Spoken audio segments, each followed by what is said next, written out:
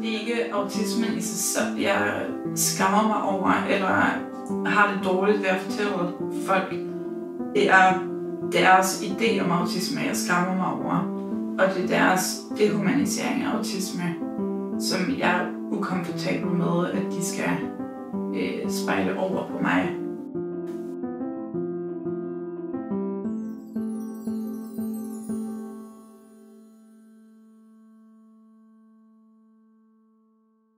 Jeg hedder Maj, og jeg er 28. Og lige nu så er jeg i praktik som en del af min uddannelse på Kolding Design Skole. Og i min fritid kan jeg godt lide at dyrke mine kreative hobbyer, eller være sammen med mine venner, eller gå ud og opleve nogle kulturelle tilbud. Eller hvad der lige falder mig.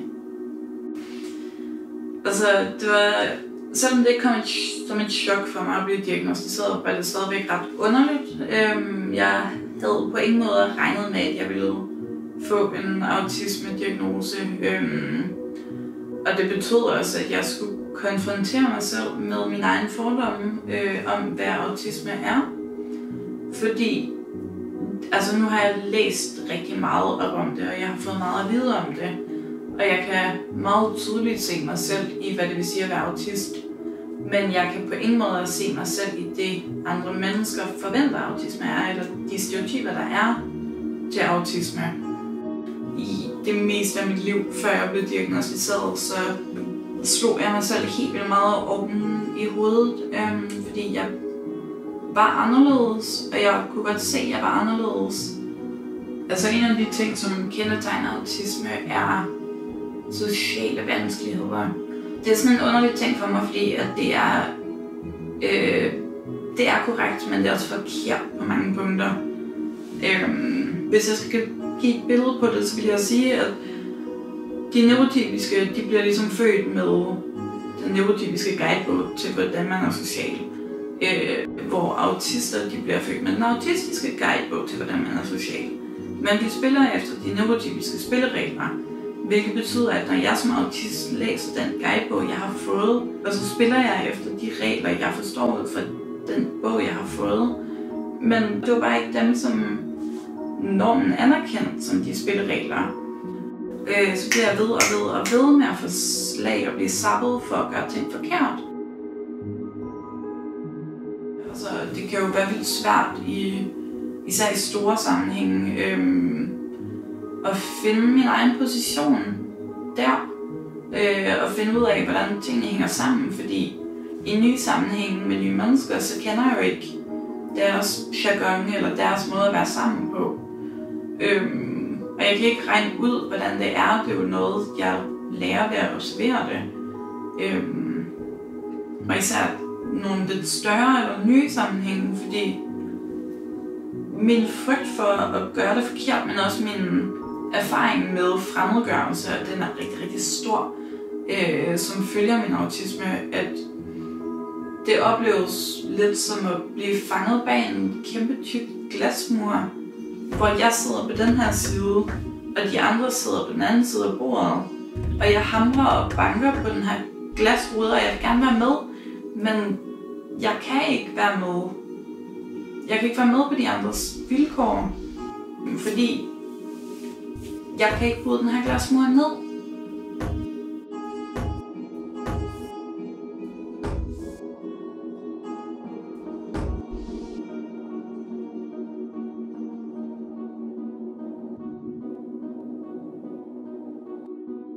Jeg tror, at en af de ting, som jeg oplever lidt som et handicap med min autisme, er, når jeg bliver metabevidst om det.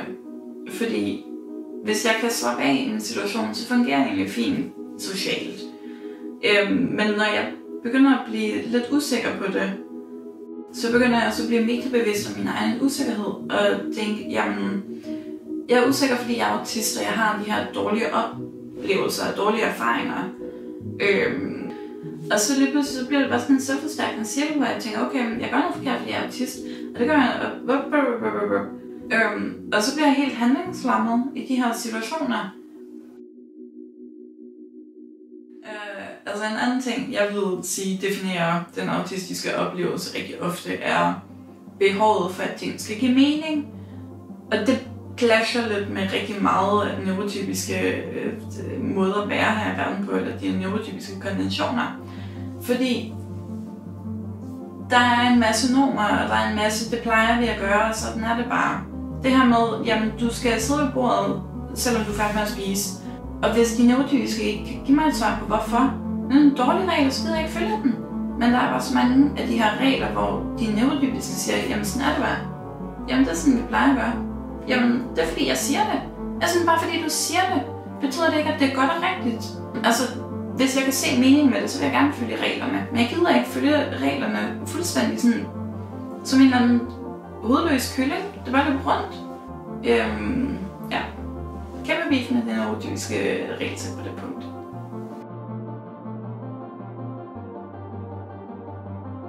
Nogle vil kalde autisme et handicap. Og jeg vil sige, i de forkerte rammer, så er autisme helt sikkert et handicap. Fordi det er noget, der ligesom holder mig tilbage eller skaber problemer for mig.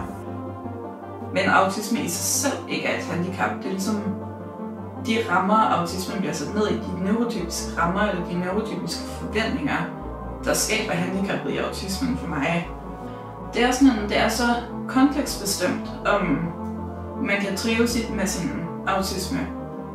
Hvilket er altså, hvorfor jeg er blevet aldrig kaldt autisme for en sygdom eller en lidelse, fordi det er ikke en dårlig ting, der skal behandles væk.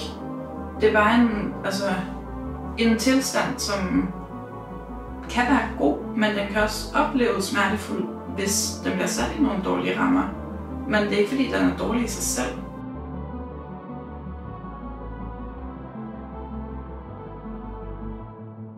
Altså, vi er helt sikkert kommet en lang vej fra den måde, vi ser på neurologisk anderledeshed eller neurodivergens på, men det er stadigvæk tit nogle lidt gamle stereotyper eller fordomme, der hænger ved, og sådan ideen om autisme, om det er sådan noget med Rain Man, eller folk, der godt kan lide tog, hvor det er sådan en, jamen det er ikke det fulde billede på nogle måder, at den her underlige autistiske skam er bygget op på de forkerte stereotyper, som andre lægger over mig, og jeg ligesom skal forholde mig til, at deres billede af mig ændrer sig lige så snart jeg fortæller dem, at jeg er autist. Og skammen bliver meget hemmelig, og der er ikke nogen, der må finde ud af, hvad jeg skammer mig over, eller at jeg skammer mig. Eller sådan, at skam i sig selv giver god mening som følelse, fordi hvis jeg gør noget forkert i en social sammenhæng, så skal jeg selvfølgelig skamme mig over det. Eller sådan, det er en måde at regulere den måde, vi er sociale på. Men den autistiske skam giver ikke nogen mening overhovedet. Den har ikke nogen funktion. Jeg skammer mig over det menneske, jeg er, ikke det, jeg gør. Jeg skammer mig, fordi jeg har fået at vide, at altså det er den her idé om, at fordi du er anderledes, så er du forkert. Altså en af de ting, jeg lægger meget mærke til, det er, hvordan folk snakker om autisme, hvis de ikke ved, at jeg er autist. Oftest så er det sådan, at det er et meget nedladende billede ofte, eller sådan en for en autist idiot, hvilket på helt mange måder føles umenneskeliggørende eller sådan dehumaniserende. Men der er det andet billede, hvor folk i et eller andet omfang sådan har den der, eller autisme, ja, det er vildt akavet, men det er sådan på en lidt cute måde, på en lidt sjov måde. Det er sådan lidt comic relief, sitcom character. De laver nogle fejl, men det er bare lidt sjovt. Hvor det er altså sådan, det er stadigvæk en fordom, og det er heller ikke godt. Altså, det der med at sætte autisme op på en pedestal, eller være sådan, have de her fordomme om autisme, er stadigvæk dehumaniserende, fordi de ser os ikke som mennesker, de ser os som karakterer, der gør noget sjovt. Altså, det er ikke en god ting, det er heller ikke en dårlig ting, det er bare en ting. Altså, det er en fuldstændig naturlig del af det at være menneske for nogle personer. Og det er en fuldstændig naturlig og neutral oplevelse. Men der bliver bare lagt så mange værdier i det, som der måske burde ligge i det. At det er bare, du er autist, okay, det er et faktum. Og så er det det. Altså, der ligger ikke mere eller mindre i det, end at man passer ned i nogle bestemte karaktertræk. Men det gør neurotypiske også. Altså, ja, man diagnostiserer autisme eller autister med autisme på baggrund af forskellige træk. Men man kan jo også vende det om og sige, at vi kan også diagnostisere neurotypiske med neurotypiskhed, baseret på den måde, de er. Altså, det er sådan en, ja, altså det er meget kassetænkning. Det her med at sige, at okay, mennesker, du er på den her måde, og så skal du passe ned i den her kasse. Og realistisk set er der jo aldrig nogen, der passer ned i de her kasser. Altså det ville være rigtig dejligt. Det ville være super praktisk, hvis det var. Det ville gøre alting meget nemmere. Hvis man kunne putte folk ned i en kasse, og så putte det ind i en hylde, og så var det alt sammen firkantet, så det passer sammen. Men det gør det bare ikke i virkeligheden. Og så bliver man nødt til at forholde sig til virkeligheden, og ikke på, hvad der er praktisk i sådan sorteringssystemet. Altså på helt vildt mange punkter, så er det så utroligt positivt, det med at blive diagnosticeret, fordi det giver mig også mulighed for at få forståelse for, hvem jeg er. Altså for eksempel sådan noget med energiforvaltning, at jeg kan godt sige ja til 3 aktiviteter fredag, lørdag og søndag. Men hvis jeg gør det, så ved jeg også, at så resten af ugen ødelagt. Forventninger er hele tiden, at vi skal leve på de andres, hvad skal man sige, normer. Og det med at få en diagnose er også med til at gøre, at man måske kan lære at passe bedre på sig selv. Og også lære at passe bedre på sig selv på en måde, som de neurotypiske måske ikke helt ikke har. Fordi man skal ligesom kende sine egne begrænsninger, før man kan spille med det. Og hvis man ikke har mødt sine egne begrænsninger, så er det måske svært at forholde sig til. Altså det vil sige, på rigtig mange punkter, så reddede det mit liv at blive diagnosticeret, fordi det gav mig en berettigelse til at være her. At det ændrede mit fokus fra, at det var ikke mig, der var noget galt med, eller mig, der er forkert. Jeg er bare anderledes.